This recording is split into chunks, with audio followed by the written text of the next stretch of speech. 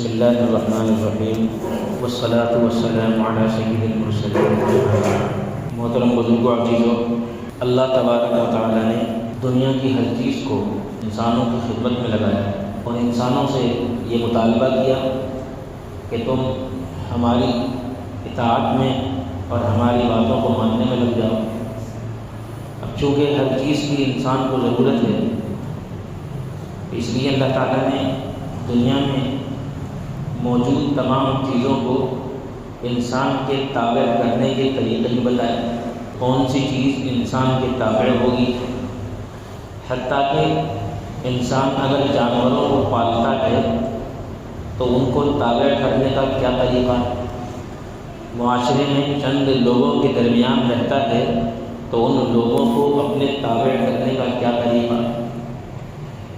تو اللہ تعالیٰ نے چونکہ ہر ایک کی ضرورت کو ایک دوسرے سے باندھا ہوا ہے۔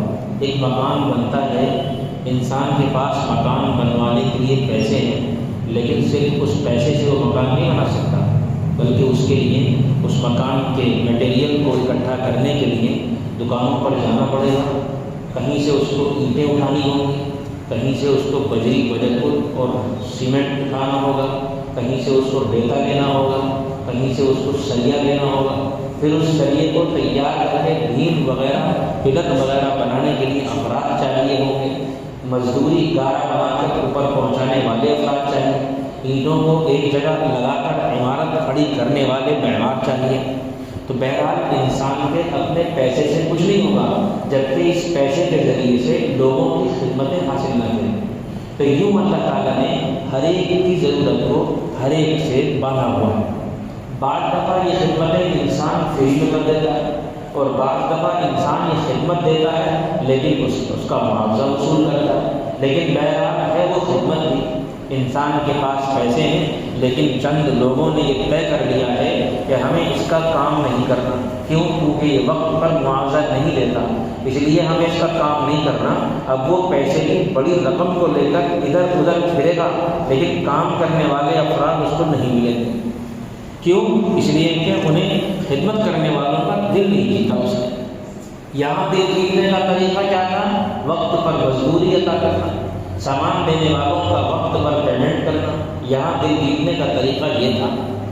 یوں اسی طریقے سے عام زندگی میں ہمیں لوگوں کی ضرورت ہر وقت رہتی ہے۔ گھر میں خدا نخواستہ کوئی پریشانی پیش آ جائے تو اس پریشانی میں ساتھ دینے والے پڑوسیوں اور ساتھ دینے والے رشتہ داروں کی ضرورت رہتی ہے۔ ہم باپ ہیں تو ہمیں اولاد کی ضرورت ہے، ہم اولاد ہیں تو ہمیں باپ کی ضرورت ہے، ہمیں اپنے رشتہ داروں کی ضرورت ہے، رشتہ داروں کو ہماری ضرورت ہے۔ اگر ہر شخص یہ سمجھنے لگے کہ میری ضرورتیں لوگوں کے ساتھ وابستہ ہیں اور لوگوں کی ضرورتیں میرے ساتھ وابستہ ہیں، اس لیے مجھے وہ کام کرنے ہیں جس سے مجھے لوگوں کی مدد اور لوگوں کا تعاون اور لوگوں کی خدمت مل سکے، تو پھر دنیا میں نہ کوئی کام مشکل رہے گا اور نہ کسی کام کو ختم کرنے کے لیے انسان کے سامنے مشکلات پیش آئیں گی۔ مشکلات انسان کے سامنے وہیں پیش آتی ہیں۔ اگر گھر میں جوڑ ہے، آپس میں محبتیں ہیں، ایک دوسرے کے حقوق کو سمجھتے ہیں تو غربت میں بھی بہت اچھی زندگی گزار سکتے ہیں، اور اگر آپس میں جوڑ نہیں، ایک دوسرے کے حقوق کو نہیں سمجھتے تو پیسے میں بھی زندگی جہنم بنی ہوئی ہوتی ہے، کیونکہ پیسے سے دل نہیں خریدے جاتے، دل تو خدمت سے خریدے جاتے ہیں۔ خدمت کے طریقے الگ ہیں، کہیں کام معاوضے سے ہوگا، کہیں کام صرف اجر کے لیے ہوگا۔ اگر کوئی آپ کی خدمت اللہ کی رضا کی خاطر کر دے تو آپ کا کام ہے 2 لفظ شکریہ کے بول دینا، اللہ آپ کو جزائے خیر دے، اللہ آپ کا بہت شکریہ، آپ ہمارے کام آئے، اللہ آپ کی مصیبت میں آپ کے کام آئے۔ حدیث میں ہے آپ کی کسی نے مدد کی اور آپ نے اس کے جواب میں جزاک اللہ کہہ دیا تو آپ نے اس کو بہت بڑا بدلہ دیا، بہت بڑا بدلہ دیا صرف جزاک اللہ کہنے سے۔ اور دعائیں سب سے اہم ہتھیار ہے، دعائیں سب سے اہم ہیں۔ ایک مولوی صاحب، ایک صاحب، میں دہرادون میں تھا تو جماعت میں چل رہا تھا، اس ٹائم میں نے جویا سے کچھ سامان منگایا تو انہوں نے مجھے سامان پکڑایا۔ سامان پکڑانے کے بعد جب انہیں میں نے کہا جزاکم اللہ خیرا، بھائی اللہ آپ کو جزائے خیر دے، تو وہ ایک دم سے چھوٹ کر بولے اور مولویوں کے پاس اس کے علاوہ رکھا ہی کیا دینے کو۔ جزاک اللہ کے علاوہ اگر کھئی چاہے دینے کو تو میں نے ان سے کہا، مذاق میں انہوں نے بات کہی، دوست ہیں ہمارے، تو میں نے ان سے یہ کہا کہ جب قیامت کے دن اللہ کے سامنے حاضر ہوگے اور آپ نے چونکہ میری ضرورت پوری کی ہے اور اس وقت میں نے آپ کو جزاک اللہ کہا ہے، اور اس جزاک اللہ پر اللہ جو آپ کو اجر دے گا اس کو جب تم دیکھو گے تب تم کہو گے کہ مولویوں کے پاس دینے کے لیے کیا کیا تھا، ہم نے تو بہت کچھ نہیں لیا۔ تو یہ بعض دفعہ انسان سمجھتا ہے اس چیز کو، حالانکہ دعا سے بڑھ کر کچھ نہیں ہے۔ آپ پر پریشانی آتی ہے، پیسہ ہے، سب کچھ ہے، لیکن کیا ہے؟ قرآن خوانی کروا رہے ہو، کیوں؟ کیونکہ قرآن سے محبت ہے، چاہتے ہو قرآن کی برکتیں آئیں۔ حالانکہ آج کل کی جو قرآن خوانیاں ہیں تو فالتو ہے، کوئی فائدہ نہیں ہے اس قرآن خوانی کا۔ اس کی وجہ، اس کی دو وجہ ہیں۔ ایک وجہ میں چونکہ بات بیچ میں آ گئی اس لیے یہ بات کہہ رہا ہوں، اس کی دو وجہ ہیں۔ ایک تو قرآن پڑھنے والے قرآن کا حق ادا نہیں کرتے۔ اب سوچئے کہ 20 منٹ میں 12 بچے پورا قرآن پڑھ کے ماں ناشتے کے دعا میں چلے جاتے ہیں۔ تعجب ہے، اگر آدھا گھنٹہ بھی لگائیں تو بڑی عجیب بات ہے۔ ایک پارے میں کم سے کم 20 منٹ لگتے ہیں اگر ڈھنگ سے پڑھا جائے اس کو، اور اگر قرات سے پڑھے تو آدھا گھنٹہ لگتا ہے۔ تو اگر 20 منٹ ایک پارے کو دیے جائیں تو پھر 40 منٹ تو کم سے کم پاروں کے چاہیے، اور پھر وہ سارے حافظ نہیں ہوتے، پڑھنے والے سارے حافظ نہیں ہوتے۔ 20 منٹ تو میں نے حافظوں کے بتایا۔ پھر دوسری چیز یہاں یہ ہے کہ جو قرآن پڑھا گیا اس قرآن پڑھنے کے بعد اس کو کھلانا یہ جائز نہیں ہے۔ اس کو علماء نے قرآن کی اجرت قرار دیا ہے۔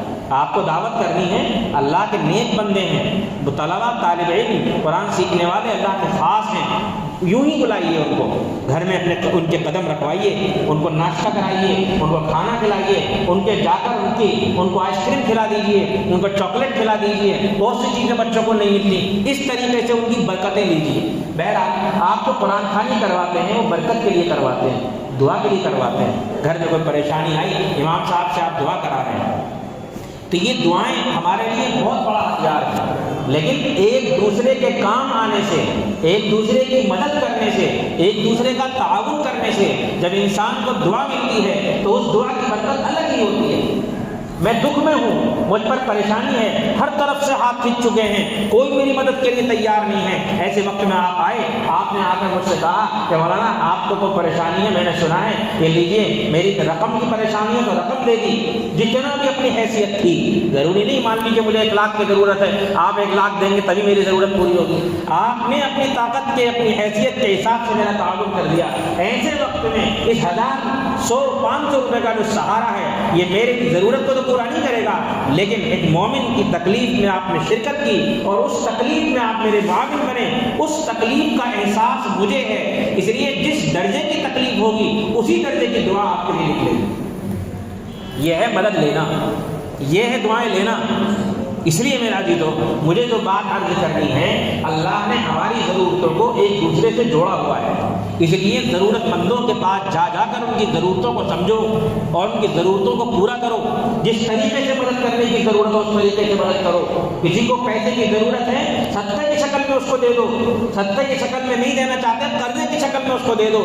قرضے کا تو ہمارے درمیان میں مزاج نہیں رہا، بعض نالائق قرضہ لینے والے ایسے ہو گئے کہ جن کی وجہ سے لوگ قرضہ دینا نہیں چاہتے، اور بعضوں کا مزاج یہ ہے کہ مدد اور صدقے کے طور پر تو خوب دے دیں گے، لیکن جب بات قرضے کی آئے گی تو ہم قرضہ دینا نہیں چاہتے۔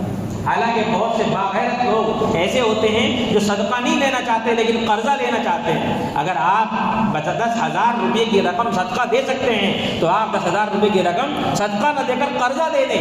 آپ نیت صدقے کی کر لیں لیکن اسے قرضہ دے دیں اور اس کو لمبی مدت کا قرضہ دیں۔ اس کا حساب ہے کہ بھی میں 1 سال میں دے سکتا ہوں تو آپ مجھے سال بھر کا ٹائم دیں۔ اب چونکہ آپ نے پہلے ہی صدقے کی نیت کی ہوئی ہے اس لیے آپ کو 10,000 وقت پر نہ ملنے پر کوئی تکلیف نہیں ہوگی۔ یہ قرض حسن ہے، اس قرض حسن کو اللہ نے بہت پسند فرمایا کہ لمبی مدت، یعنی لمبی مدت کا مطلب یہ ہے کہ دینے والے کی واپسی کی جب قدرت حاصل ہو تب تک کا آپ اس کو ٹائم دیں۔ آپ یوں بھی نہ کہیں جب آپ کو دے دینا کہ نہ دینے والا دے گا ہی نہیں، آپ اس کو ایک مدت دے دیں۔ آپ چاہیں اس کے بدلے میں اپنے پاس کچھ رقم رکھ لیں، کچھ سامان رکھ لیں، رہن رکھ لیں، لیکن اس کی مدد کریں۔ اس کو مدد لینے کے لیے بینک میں نہ جانا پڑے، اس کو مدد لینے کے لیے سود پر رقم دینے والوں کے پاس نہ جانا پڑے۔ اگر یہ حرام سے بچا اور آپ کے ذریعے اس کی ضرورت پوری ہوئی تو آپ یقین کریں یہ وہ موقع ہیں کہ جن موقعوں کو انسان بھلا سکتا ہے، اور ان موقعوں پر ملنے والی دعائیں وہ کام کریں گی کہ آپ کسی کے پاس جا کر دعاؤں کے لیے کہیں گے، وہ آپ کے لیے دعائیں بھی کریں گے، لیکن ان دعاؤں کا وہ فائدہ نہیں ہوگا جو کسی کی ضرورت میں کام آنے پر اس ضرورت مند کے دل سے نکلی ہوئی دعا کا فائدہ ہوگا۔ اس لیے اس بات کو سمجھیں، ہمارا مزاج نکل گیا، ہم صدقہ دیتے ہیں، ہم چلتے پھرتے فقیروں کو خوب دیتے ہیں۔ ایک شخص آ کر مسجد میں کھڑے ہو کر ڈھونک نچا کر رو پڑا اور ہم اس سے متاثر ہو گئے، ہم اس کو بڑی رقم دے ڈالتے ہیں، لیکن ایک ہمارا پڑوسی، ہمیں دکھ رہا ہے اس کے گھر میں پریشانیاں ہیں، ہمیں دکھ رہا ہے کہ اس کے گھر میں رہنے کے لیے صحیح جگہ نہیں ہے، جیسے اب ٹھنڈ آ رہی ہے، بعض گھر ایسے ہوں گے کہ جن میں ہواؤں کو روکنے کا حساب نہیں ہوگا، بعض گھر ایسے ہوں گے جن میں چھپر ہوں گے، ان چھپروں میں بارش کے موقع پر پانی روکنے کا حساب نہیں ہوگا، بعض گھر ایسے ہوں گے گھر صحیح ہوں گے لیکن کمبل ان کے پاس نہیں ہوں گے، لحاف ان کے پاس نہیں ہوں گے، لحاف کمبل ہوں گے لیکن باہر نکلنے کے لیے ان کے پاس موٹا کپڑا نہیں ہوگا۔ بہت سے لوگ الگ الگ قسم کی پریشانیوں میں مبتلا ہوں گے۔ آپ جائیں، جا کر ان کے حالات کو لیں، ان کے حالات کو سمجھیں، اور جو آپ کا بجٹ ہو اپنے بجٹ کے حساب سے ان کا تعاون کر دیں۔ اور اس تعاون کی ویڈیو نہ بنائیں، اس تعاون کا فوٹو نہ کھینچیں، اس تعاون کا اعلان نہ کریں۔ ایک تو ہمارے پاس ہم تعاون ہی نہیں کرتے، اور جو کچھ کرتے ہیں اس کا نام کر دیتے ہیں، نتیجہ وہ تعاون سارا ثواب ختم ہو جاتا ہے۔ اس لیے یہ موقع ہے ہمارے پاس، ہم ہر ایک کی مدد کریں، اور یہ مدد کرنا ہمارے لیے آخرت میں سب سے زیادہ مفید ہوگا۔ اللہ کے نبی علیہ السلام نے حدیث بیان فرمایا اور بڑی عجیب بات بیان فرمائی، واللہ فی عون العبد ما کان العبد فی عون اخیہ، کہ اللہ بندے کی مدد میں لگا رہتا ہے جب تک بندہ بندے کی مدد میں لگا رہتا ہے۔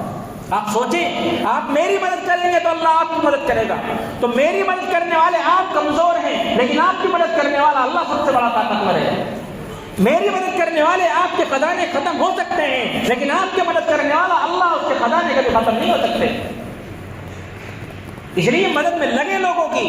ایک صحابی رضی اللہ عنہ اعتکاف پہ موجود ہیں، ایک شخص کی بیٹی کا نکاح ہونے والا ہے، اس کے نکاح کے انتظامات کرنے ہیں، کسی نے آ کر بتایا فلاں آدمی ہے، اس کی بیٹی کا نکاح ہونا ہے، نکاح کرنے کے لیے ہمیں اس کا انتظام کرنا ہے۔ حضرت ابن مسعود عباس رضی اللہ عنہ اعتکاف میں بیٹھے ہوئے ہیں، اعتکاف میں بیٹھے ہوئے ہیں۔ رمضان کے اعتکاف کا ضابطہ یہ ہے کہ اعتکاف سنت ہے لیکن جب بیٹھ جائیں گے تو واجب ہو جائے گا۔ جیسے نفل نماز کی آپ نے نیت باندھی تو نیت باندھنے سے پہلے وہ نفل ہے لیکن نیت باندھنے کے بعد وہ واجب ہو گئی۔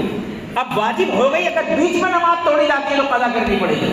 روزہ نفل ہے، رکھنا ہے ثواب، نہیں رکھنا گناہ نہیں ہے، لیکن رکھنے کے بعد پورا کرنا واجب ہے۔ اگر آپ نے سحری میں یا 9 بجے یا 8 بجے یا 10 بجے زوال سے پہلے اگر آپ نے روزے کی نیت کر لی تو پھر روزہ توڑنے کی اجازت نہیں ہے۔ بہت سے لوگ یہ سمجھتے ہیں کہ صبح میں روزہ توڑنے کی اجازت ہے، نہیں، جب نیت کر لی تو اب جائز نہیں ہے روزہ توڑنا۔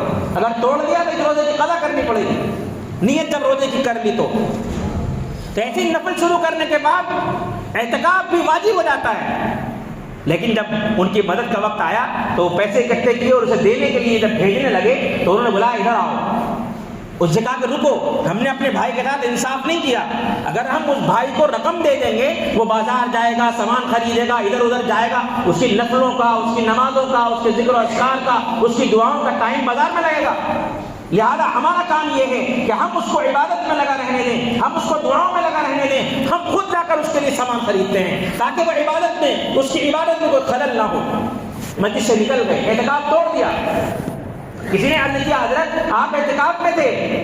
فرمایا اعتکاف کا ثواب کیا ہے؟